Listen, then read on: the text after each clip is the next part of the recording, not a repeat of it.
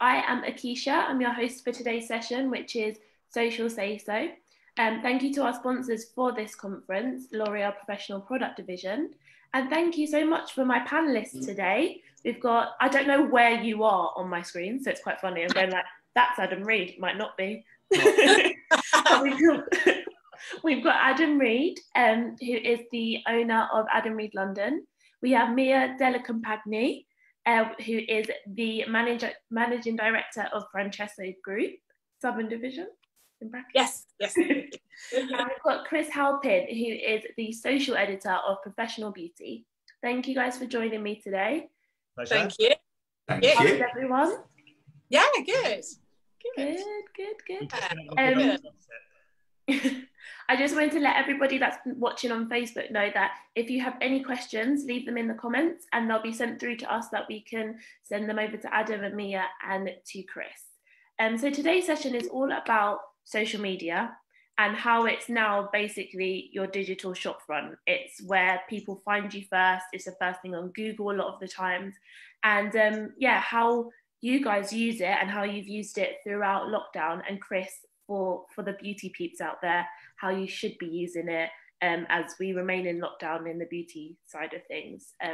So my first question is for Mia, and it's just really about how have Francesco Group as a group been using social to connect with customers?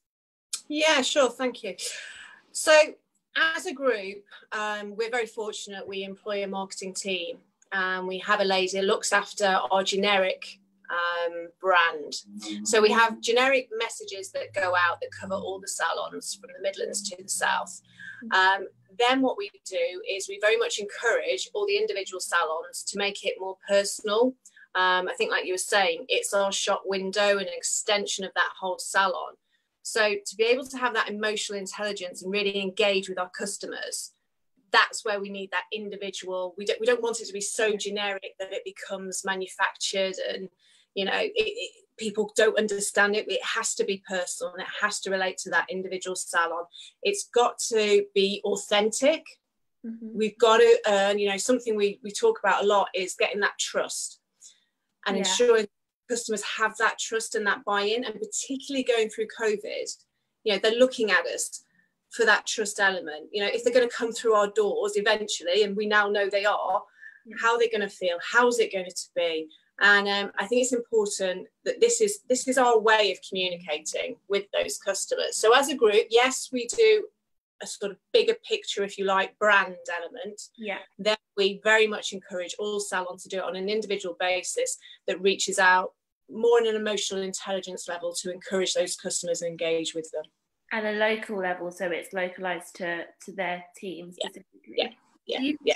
I'm not sure, in regards to your customers, are they mainly on Instagram or are they mainly on Facebook, that age group of customers? Sure. The majority of ours tend to be on Facebook from the salon perspective. Yeah. What I must add is we're also a private training provider. So we also engage with apprentices.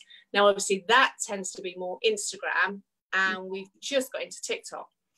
Please don't ask me about that. I'd have to bring my 10-year-old. Don't worry, that's our next session. It's a whole new world. But this is the new area where the 16 to 18-year-olds are engaging more so. Apparently some dads. So, apparently they're doing the dance.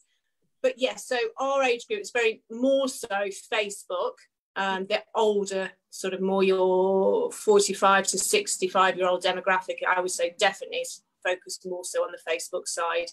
Instagram, I would say, is more the younger, and it's where the staff want to engage with their pictures and showing their work. That's very much the avenue they're going down. Yeah. And Adam, so your salon was pretty new before lockdown hit. How did you start to build your following in regards to Instagram and keep them engaged with your salon despite being like a baby salon? Yeah, so we've been open for 4 weeks. So we'd had a soft opening and then we opened the doors. Instagram, to be honest, has been a bit of a lifesaver for us. And our numbers have gone up and our engagement has been brilliant. Now we do it ourselves just because I'm a control freak. Yeah. And also from a brand perspective, we only have one salon. Yeah. And I've used it very much to communicate our journey through coronavirus. I can't say the other COVID thing. I don't like that word. I think it's such a horrible word. So we've taken our clients on our journey. So we've been talking a little bit about what we plan on doing. We came up with a whole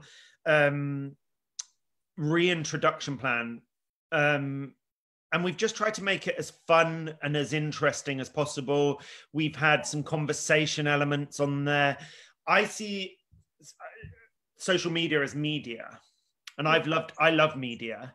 And my thinking is, when I pick up a magazine, I think about what I like to look and the cross section of articles and, you know, all of that. And that's what we try to do with our social media, whilst maintaining a sense of humor, because that's very much what I'm about as a person and individual, and that's what my team is about. Well, it's funny you say that, because I've put down in my notes, your salon's Instagram page is a great mix of inspiration, information, and humor. There we go. Yeah, so there you go. Mission accomplished. Mission accomplished. But how do you strike that balance? Because obviously coronavirus is such a worrying time for people, but then you also don't want to lose the humor and the inspiration that you provide. Absolutely. So we don't use coronavirus at all, really. What we've done is we have used key points in messages. Mm-hmm. So we did a whole thing around the R rate, and keeping the R down, and we used the R from the read, and we did a couple of things. And we know a lot of people who asked us if they could copy what we had done and put their salon logos and things in. So we were over the moon that we were sharing for other hairdressers and not just That's nice though. Not everyone would be that kind. Well, you know what? For us, it's a community, and Mia, we were talking about this earlier. We are in this together, and we're literally like, anything anybody wants to take from our social media, please just take it if it's going to help you, because that's what media is about, as far as I'm concerned. Yeah. Very positive and upbeat, and that's where the humor comes in. We don't, as I said, we tried our best not to talk about coronavirus, because it's a horrible word. It is being rammed down our throats, and there's no humor or comedy in that. So what we've tried to do is keep our ethos. And Sean Dawson, my sort of general manager, he and I have just really kept it positive, and then we've shown hair work. I'm lucky that I have an incredible archive. And obviously I have Adam Reed Hair as well as Adam Reed London, but we've got a really good following, and we cross-reference with our team. So everything is available for the team to use, and we actively encourage. And actually our waiting list yesterday sat at 480. So for a salon that's only been open for 4 weeks, we're really and about 35% of that are new clients that we feel we picked up from social media, because we were encouraging people to share.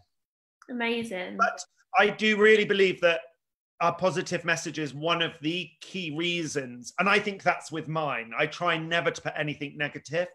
And if there's a debate or something that I want help on, I'll do it in a positive. And I think that's very important. It's also not about me. It's about Adam Reed, the brand, which is my incredible team as well. So I feel that our engagement comes from the fact that it's across the board. There's some product in there because ultimately everybody wanted to know how to look after their hair. I do some little things about please don't cut your hair, and he's got a wig on Wednesday. It really works. So we really keep that sense of humor. There's an element of British sort of that British Saturday night variety show. That's how I see social media for me, because ultimately I want to give it a bit of everything. But don't you think, Adam, that's what they're craving, the authenticity that you'll provoke? That's what we were talking about, getting that trust and being authentic. In these times, I don't mind taking the mickey out of myself. I don't take myself seriously, really. I do when it comes to hair, but I'm an all-round funny guy. So I share that. Mia, when I come and teach, what I teach is what you see on social media. There's not really there's no guys. There's no, there isn't. And the authenticity that comes with that, I think, personally, because when I'm looking at social media, if I see something that looks corporate, I don't follow. But if I see somebody that I know what their intention is and I know what they're trying to do, and it's the team and it's fun and informative, you literally hit the nail on the head. I'm going to send you flowers and a bottle of champagne, because literally that's what we wanted to do. Good. I've got some more questions for you, Adam, but I'm going to go over to Chris now to talk about how have you seen beauty salons? Oh, sorry, was that me? How have you seen beauty salons use their social media pages throughout lockdown? Yeah, so I think that it's very much the same. I think that beauty and hair have kind of both got the messaging right on the whole, I would say. I think a lot of salons have been really, really good at getting that balance right of sort of the personality as well as the information side of it. Obviously, with beauty, we are still currently waiting for a date. And I think that getting that message across and sort of explaining that to people, I've seen some people do some really great things on their social media over the last week or so, where they've had to explain, you know, this is the situation, whether or not we agree with it. This is the way that we feel. We want to be able to, you know, look after you and have you back in our salons. Some of the stuff that I've seen has been really, really great. And then as well, it is the personality and the way that people have sort of started to be inventive. So where people have done things like where salons were able to do click and collect opening. I've seen people do lives almost like it's a QVC kind of live, where they're, you know, talking about the products and doing that kind of presenter role. And I think it's worked really, really well from what I've seen. Chris, do you think that because of the fact that we're all at home, a lot of us are at home in this industry, I should say, not we're all at home, but if you work in an office or if you work in a salon, you're probably at home at the moment. And we're seeing, like you're seeing my sofa now, I'm seeing your kitchen. We've got that, we're like in people's houses. Do you think that's made a change to the way that people present themselves online? Because you have to be a bit more open with your surroundings as well. Yeah, definitely. I think that it's made people a bit more relaxed as well. I think that almost in a work situation, you are very much, you kind of put yourself in the box of it. Everything has to be professional. Everything has to be perfect almost. And I think now we've realized people are saying, you know, I can do it at home, and people like seeing what's in the background of your shots. You know, do we want to talk about the toaster? Do we want to talk about, you know, what's on somebody's bookshelf behind them or anything like that? I think that has really sort of loosened people up. And I think it's so much, I always talk about, you just need to show personality on social media, and you just need to sort of get across, you know, people can't come into your salon at the moment, and the salon experience will have changed when we go back. There will be things that are different, but it's the people that really matter about a salon. It's getting that across to your customers at home who, you know, they can't wait to come back and see you. It doesn't necessarily matter whether or not you're wearing a visor or whether there has to be distancing. You want to show off that safety aspect, obviously, but it's the people who they care about, I'd say. So true. Mia, what would you say to smaller salons that are maybe they don't have the budget for a person to kind of look after their social, or they want to do it themselves for the personality part of it? What would you say to them? What are your top tips for starting on social media? They might not even have a salon page yet. Sure. I would just say give it a go. Like everybody has echoed today, it's your personality and your salon and your being putting out there. Your clients will soon tell you. You will soon know whether it's being accepted or not. Very much the likes, very much the comments. If it doesn't work, it's, you know, it's chip shot paper, it's gone, move on. And that's the great thing about social media. You know, it's instant, it keeps going. So just keep going, give it a go, engage. What would I like to read? Who do I follow? Yeah. Have a look at what your clients follow. Have a look at what your clients do. Yeah. What do I talk about with them in the salon? What is it I'm likely to talk about? You know, I know there's the holidays, but you know, some of the great things that we've done so well with is, you know, our founder's birthday. They love birthdays, don't they? They love that personal interaction. If we do something within the salon as a team, somebody, I mean, it is a bit of a cliche now, the banana bread and the baking and the, you know, it's kind of like so done. Yeah. But you get the idea. People still like that though. Sorry? People do still like that though. And it's funny because there was that whole thing of a time where it was like, why do you take a picture of your food? I love seeing a picture of a nice plate of food, honestly. And there's also the negative elements of don't take a picture of this, don't take a picture of that. What's good about social media is take a picture of what you want. Yeah, give it a go. And one thing I would stress, one thing I would is, I must admit, I maybe it's my age, but when I go onto Instagram, and bear in mind I follow a lot of hairdressers, and I get balayage after balayage after balayage after balayage after balayage, and I'm like, bored. Me too. Bored, right? Please, who is your clientele? Okay, one of our most liked hair pictures is a lady of age, shall we say, crop pixie with a slight blue hazy tone on her hair. Went berserk.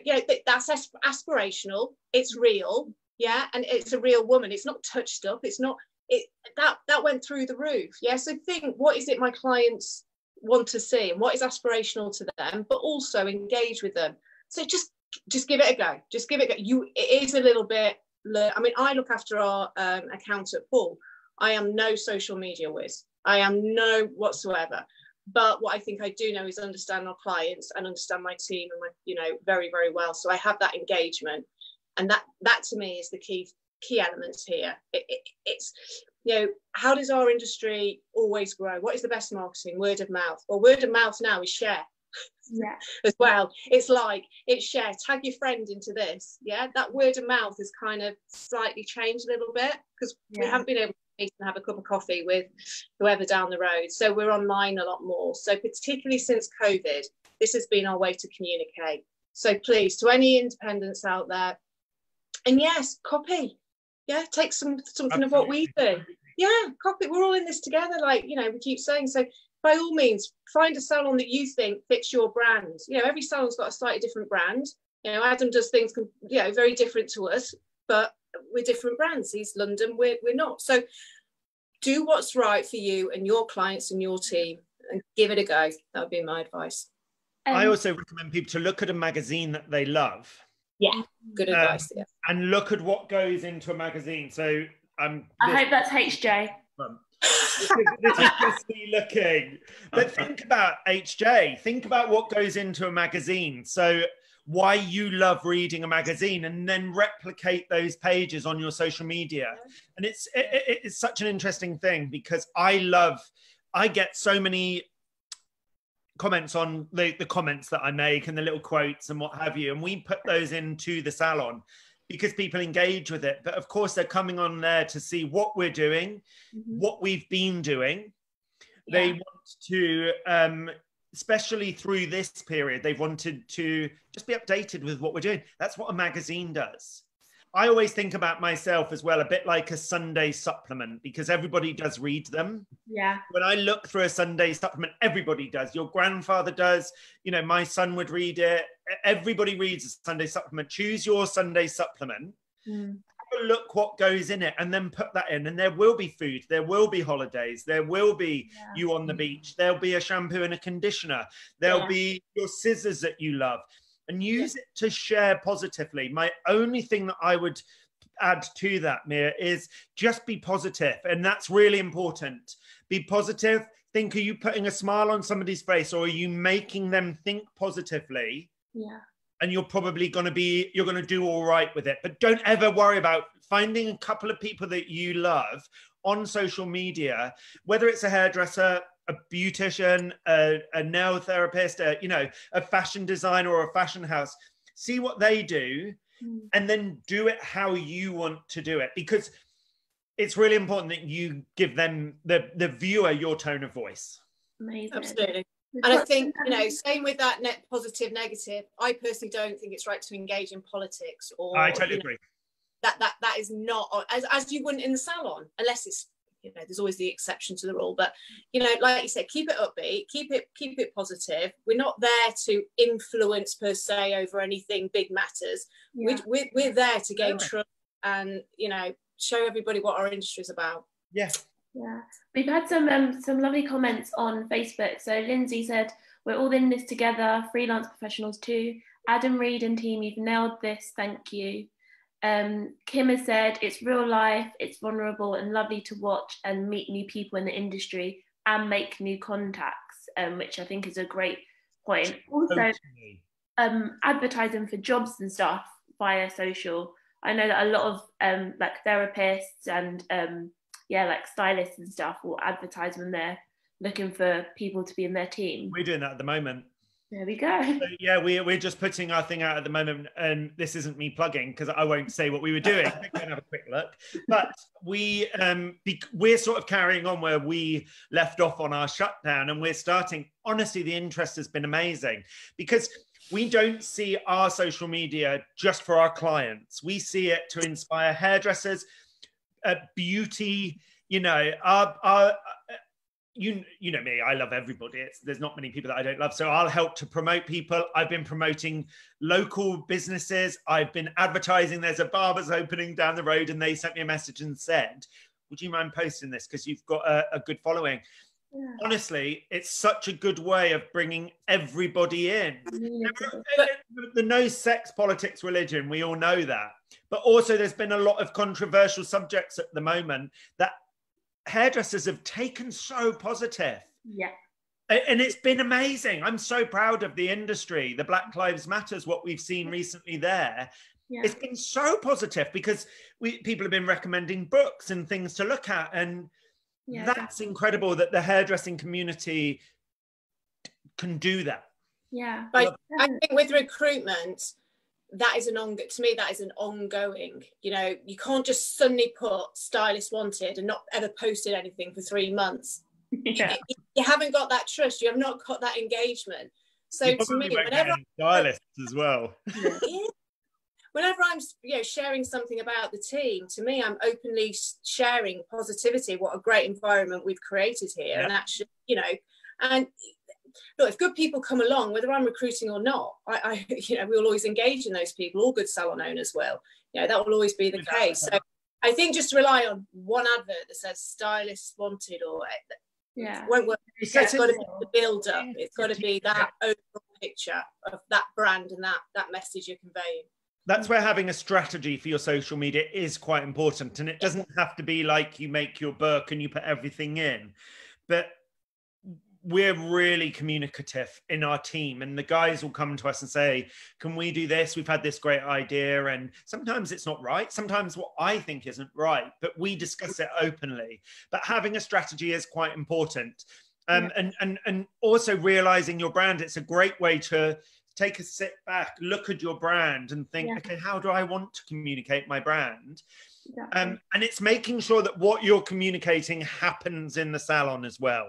You can't go on social media and say, we do this, we're amazing. And then a client comes in and it's like, actually, we don't do that.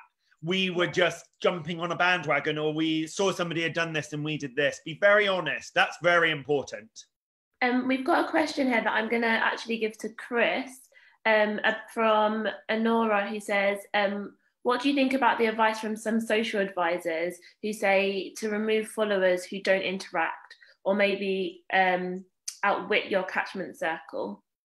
I wouldn't personally agree with that. I think that every follower, there is always some way, if they interact with your page at any point, or even if it's just there's always an encouragement with having a follower count, I always think. Yeah. At the same time, the one thing you should never do is buy followers. So if you've bought a load of followers from somewhere and they're the ones that are lying dormant, you've already made your mistake to begin with. But it's always like they must have been attracted to your page somehow. They must have found your profile in some way or some form. So it's obviously taking a look at what you're doing, and obviously look at the posts that are getting the best engagement for you, and seeing the kind of people that are interacting with that. The good thing with Instagram is there are some things that they were talking about changes where you wouldn't be able to see who has liked what post. You can still see it on your own page. Most importantly, it's really weird. Like, some things you can and some things you can't. Instagram seem to have sort of forgotten about dealing with that. At some point, they sort of left it half finished. Maybe it'll get done. But have a look at the people that, if you can, have a look at the people that are engaging, and look at sort of building almost a customer profile and see the people that are regularly engaging with you. Have a look to see what kind of things they like on their profile, the things that they're posting, and see how you can interpret that for your own brand. I think that's something that is really important. So, and for anyone that's not familiar with the terms algorithm, engagement, can you just do like this is what this is and this is what this is? Yeah, of course. So the engagement is any kind of interaction a person has with your account. So particularly we often focus on a post engagement. So it's whether they've liked it on Instagram, whether they have shared it on Facebook or left a comment, whether they have clicked through a link that you've posted. So all those kind of things, every engagement you get feeds into the algorithm of the social media. And that's the way that the algorithm works of how you get seen. So generally speaking, if you get lots of engagement on a post, you're more likely to appear higher on someone's Instagram feed or their Facebook news feed. The social platforms as well, though, will try and focus on personal accounts more than your page. So you're often competing against, somebody's friend, whether or not they'll see them first and foremost. But if you do a really great post and you do get lots of engagement, the algorithm will reward you for that. So, would you say that it's better to be a business profile or to be a personal page?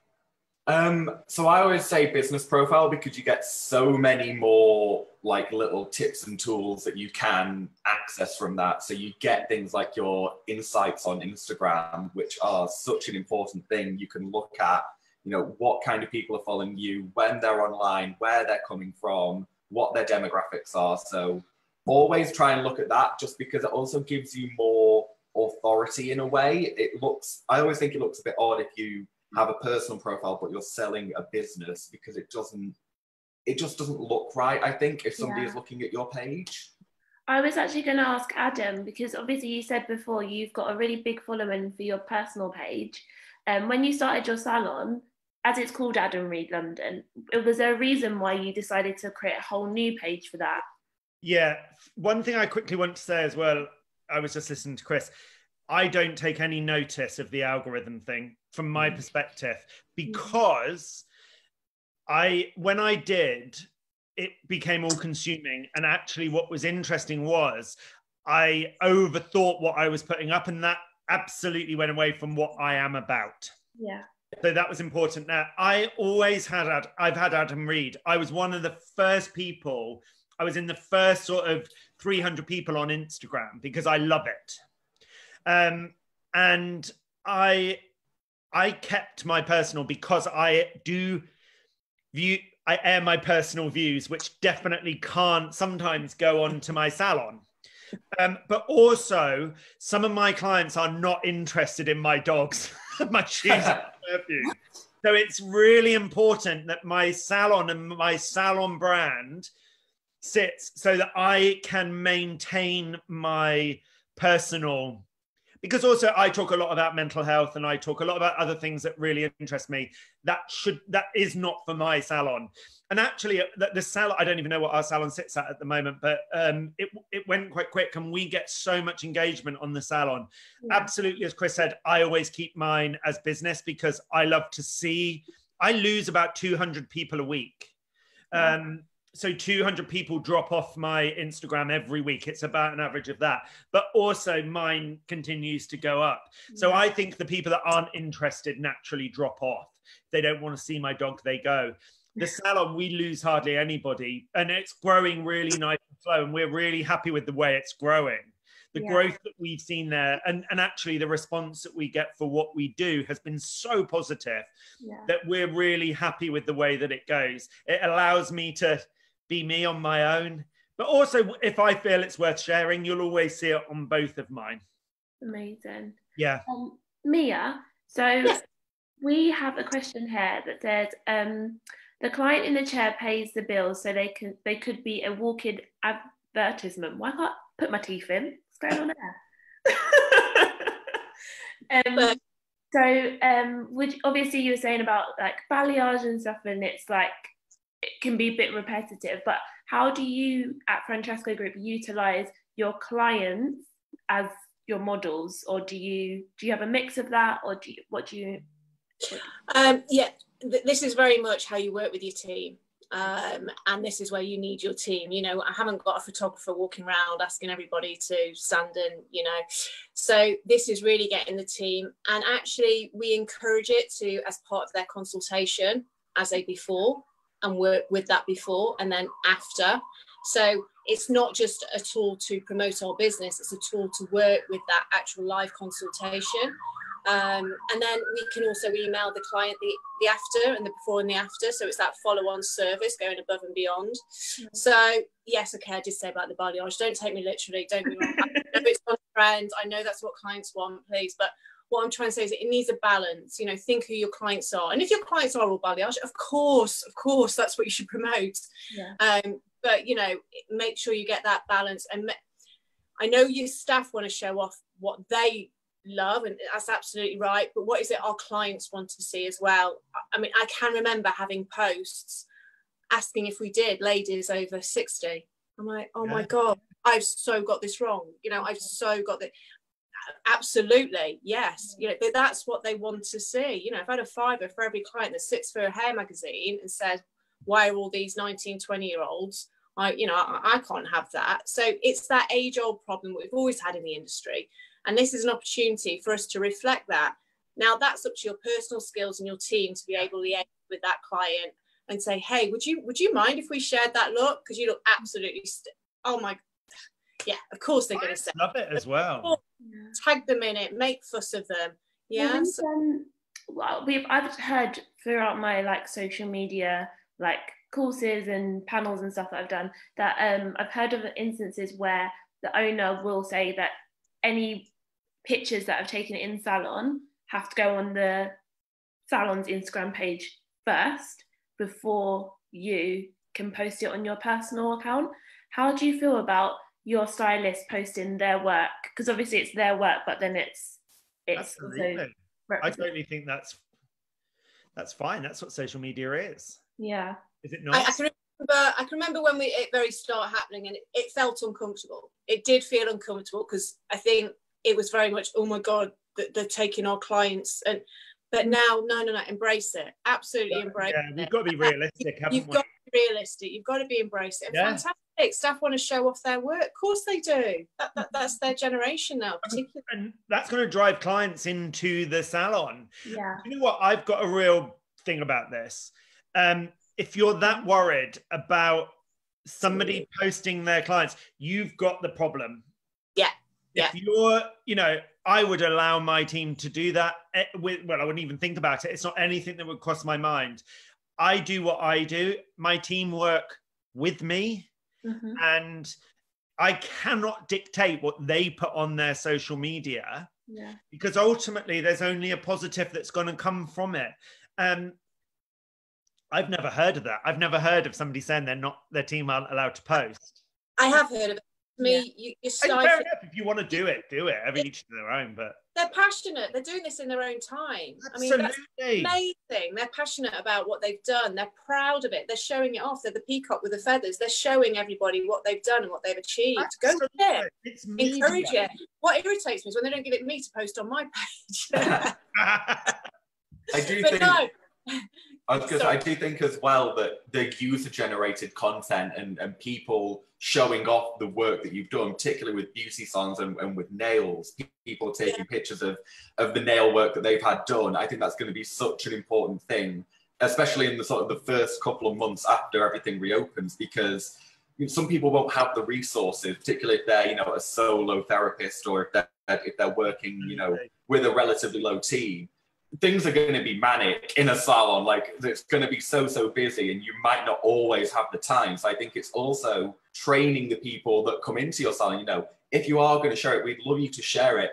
Tag us in that, and then we can reshare it afterwards. I think that is going to be a really key thing, and that's a really important message to start putting into people that are coming into your salon. Great idea, Chris. I love that. Yeah, Chris, what would you say? My own. Chris, what would you say to therapists that don't have maybe the most visually pleasing outcome? So maybe they do like massages, or how do you I was like, what doesn't look good? But yeah, what do you say to them about using a visual platform such as Instagram? So I think that for them, it's often a case of you can't really take a picture of a massage, like you said. It's sort of getting the vibe and sort of the feeling that they give to their clients. So I always talk about video, and I always say, you know, what can you do with video? I wouldn't say do a video of you giving a massage. You'd have to have like 5 hands, I think, to do that, or a very complicated setup. Yeah. But, you know, talk to the camera, talk about, you know, what the different types of massage that you offer, maybe, or, you know, if you're doing the facial, you know, what kind of benefits that can have, and sort of be a bit more creative. So don't just rely on, you know, I love an inspirational quote on Instagram sometimes, but if you just put an entire wall of inspirational quotes, you lose the message of what you are as a therapist. So, you know, always try and talk a bit more, be a bit more creative and visual where you can, but use yourself as kind of the crux of that. And I think that's something that is really showing important. Personality, doesn't it? Yeah. I think it always goes back to the personal touch.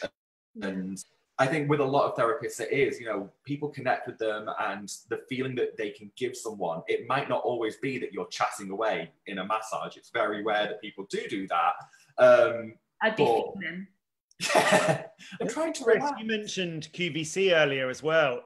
Watch QVC and how they sell a product, because actually it's there to talk about a product, but they have very good ways of explaining with little going on. So you set up a beautiful setting. You could have a model there if you want to, but then it's talking and showing, and it's such a great tool to learn. That's so true. That's such great advice. Definitely. Guys, we're gonna have to wrap up soon. This has gone so quickly. I just want to read a few comments out, because we've got a lot of love for Adam, and I just feel like we should share them. So, she says, I love Adam. He is so inspiring, but also raw. He shows his feelings, and I follow him on his personal page and his professional, and it's nice to see that it's not just a celebrity stylist with a very posed personality. He's just like all of us, a person with emotions, not scared of showing. Oh, thank you so much, whoever said that. Who was that? That was Carla on Facebook. Thanks, Carla. And then, so Julie says, to wrap up, Julie says, if stylists are posting their own work whilst employed in Salon, then I think it's a great way to promote that salon. And I think we all agree with that. Absolutely. Can I ask you all individually to let us know where we can find you if people don't follow you already? Please, starting with Mia, ladies first. Yeah, if you punch in Francesco Group into Facebook or Instagram, and all our various salons will come up. Me personally, Mia Deli Compag, and then I lose a letter. It doesn't quite be my handle, so I'm a Compag. Okay, so that's me, guys. Thank you. Adam? I am Adam Reed Hair, personal Adam Reed London, and that's sort of across the board. Adam Reed London is the salon. And Chris? So we are pro_beauty01 on Instagram. Love that 01. We're professional beauty everywhere else, pretty much on the internet. Would also say, if you are a beauty salon, do have a look at our Salons Are Safe campaign, which we're doing on Friday. I have to give that a bit of a plug, because we want to get some clarity for the beauty industry on what is next. I think so many other industries have been shouting out, and I think we need to as beauty as well. And then my personal one is a bit complicated, so we won't go into that. Guys, it's been an absolute pleasure to host you today. Thank you so much. And thank you to L'Oreal Professional Products Division for sponsoring the session. The next session is at 12 o'clock, and it's with me again, if you want to see my face. And it's on TikTok and newsletters and podcasts and lives. So come and watch. Thank you, everybody. Thank you. Bye. Bye. Bye. Bye.